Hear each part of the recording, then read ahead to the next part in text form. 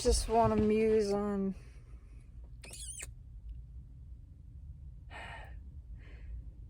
the method of discussing self. I don't know where this is going to go. I just have a desire to express this. I need a whiteboard.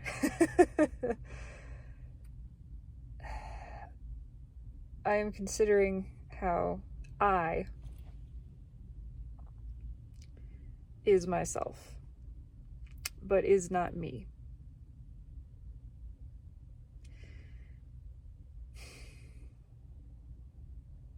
I contains me, but me is not that which contains I. It's too small. It's smaller than, it's within. I, which I equate to myself, those are equivalent factors in my perception of it. Is like the mathematical set, the proper set, the set itself, the complete set. Me is just one element of that set. It's just a piece contained within. I is that which contains all of me. It contains the singular me. It contains the multiple me, the plural me, the many. It contains every perspective of me, every version of me. It contains the infinite varieties, ever expanding, of me.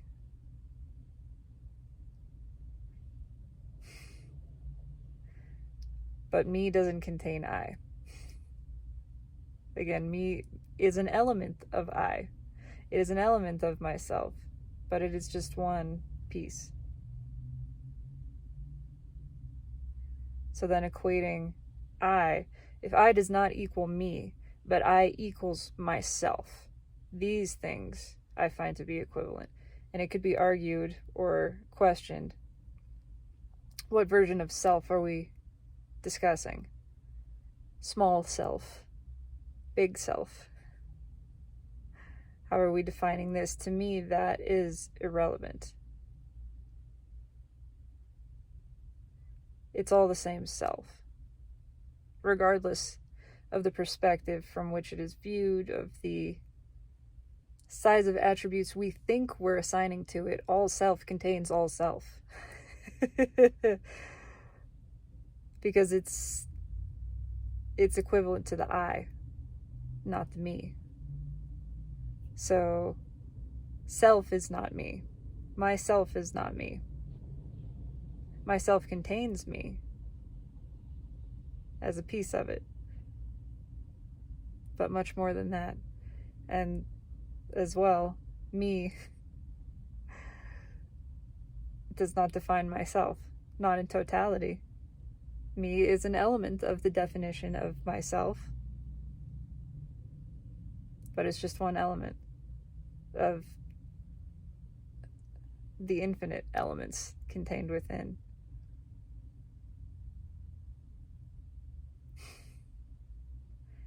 There is nothing that exists that is not within myself. Nothing that exists that is beyond the scope of, that is outside of myself. There is much that exists other than me, but not other than I. All that exists other than me is still within myself, is within I.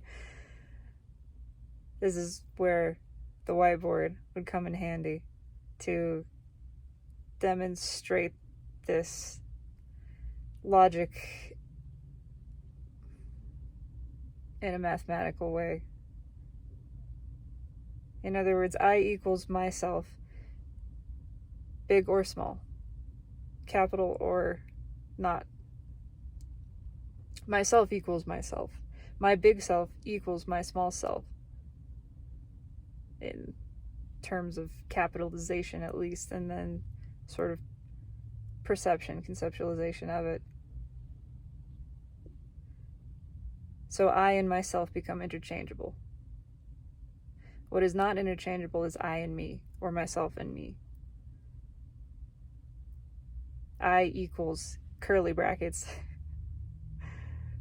me dot dot dot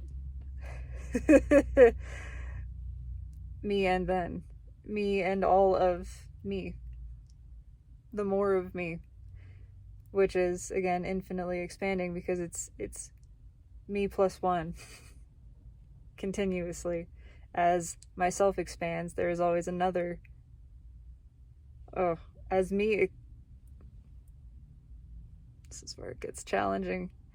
It is the expansion of myself. As myself expands, there is only more of me. There is only me more plus one plus another. As there is more me, there is more of me to be found. There is more of other me. More perspectives, more angles, more versions of. Yet again, all of it is contained within and only ever expanding and adding to this definition of myself. It is all just more myself. It is expanding I. And I am that which contains and experiences all of me, which all is and only ever can be.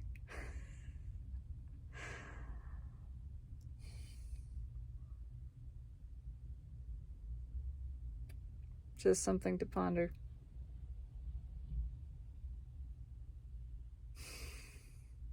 Yeah.